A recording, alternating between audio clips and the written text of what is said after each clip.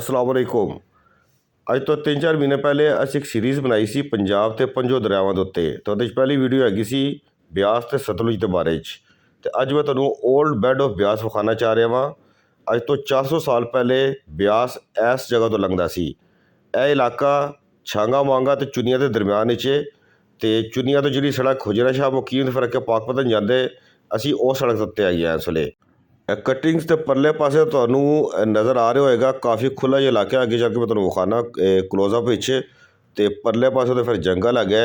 ਅੱਜ ਤੋਂ 400 ਸਾਲ ਪਹਿਲੇ ਬਿਆਸ ਇੱਥੋਂ ਲੰਘਦਾ ਸੀ। ਫਿਰ ਬਿਆਸ ਨੇ ਆਪਣਾ ਕੋਰਸ ਚੇਂਜ ਕੀਤਾ ਔਰ ਨਾਰਥ ਵਾਲੇ ਪਾਸੇ ਉਹਦਾ ਕੋਰਸ ਚੇਂਜ ਹੋਇਆ ਸੀ।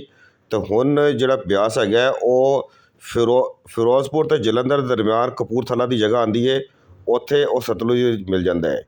ਤੇ ਇਹ ਜਿਹੜਾ ਤੁਹਾਨੂੰ ਪਾਣੀ ਖਲੋਤਾ ਨਜ਼ਰ ਆ ਰਿਹਾ, ਬੇਸਿਕਲੀ ਲੋਕਲਸ ਨੇ ਕੋਈ ਆਪਣੇ ਫਿਸ਼ ਪੌਂਡ ਬਣਾਏ ਹੋਏ ਨੇ।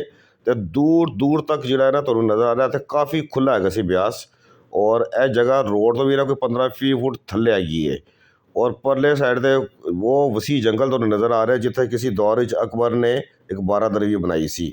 ਇਹ ਰੋਡ 'ਤੇ ਲੰਘ ਰਹੀ ਹੈ, ਨਾਲ ਹੀ ਜਿਹੜੇ ਨਾ ਇੱਕ ਭੂਸੇ ਵਾਲੀ ਟਰਾਲੀ ਤੇ F-16 ਬਣਿਆ ਹੋਇਆ ਟਰੈਕਟਰ ਅੱਗੇ, ਕਿਉਂਕਿ ਲੋਡ ਬਹੁਤ ਜ਼ਿਆਦਾ ਹੁੰਦਾ ਹੈ। ਤੇ ਉਹ ਸੜਕ ਹੈਗੀ ਹੈ ਜਿਹੜੀ ਹੁਜਰਾ ਸ਼ਾਹ ਮੁਕੀਮ ਤੇ ਫਿਰ ਪਾਕਪਤਨ ਨੂੰ ਜਾਂਦੀ ਹੈ। ਬਹੁਤ ਪੁਰਫਜ਼ਾ ਏਰੀਆ ਹੈਗਾ। ਔਰ ਮੈਂ ਸੋਚ ਰਿਹਾ ਸੀ ਕਿ ਅੱਜ ਤੋਂ 400 ਸਾਲ ਪਹਿਲੇ ਜਦੋਂ ਅਕਬਰ ਬਾਦਸ਼ਾਹ ਨੇ ਇੱਥੇ ਬਾਰਾਦਰੀ ਬਣਾਈ ਸੀ, ਉਹਦੀ ਵਜ੍ਹਾ ਇਹੋ ਹੀ ਹੈਗੀ ਸੀ ਕਿ ਦਰਿਆ ਦੇ ਨਾਲ ਜਦੋਂ ਬਾਰਾਦਰੀ ਬਣੇ ਹੋਏ ਤਾਂ ਬਹੁਤ ਹੀ ਉਹ ਇੱਕ ਪਲੈਜ਼ੈਂਟ ਕਿਸਮ ਦੇ ਉੱਥੇ ਜਿਹੜਾ ਨਾ ਇਨਵਾਇਰਮੈਂਟ ਬਣ ਜਾਂਦਾ ਹੈ। ਸੜਕ ਦੇ ਸੱਜੇ ਪਾਸੇ ਕਈ ਜਗ੍ਹਾ 'ਤੇ ਸਰੂਟ ਨਿਕਲ ਆਏ ਹੋਏ ਹੈ। ਤੇ ਲੇਕਿਨ ਫਿਰ ਵੀ ਖੁੱਲ੍ਹਾ ਇਲਾਕਾ ਤੁਹਾਨੂੰ ਨਜ਼ਰ ਆਉਂਦਾ ਹੈ।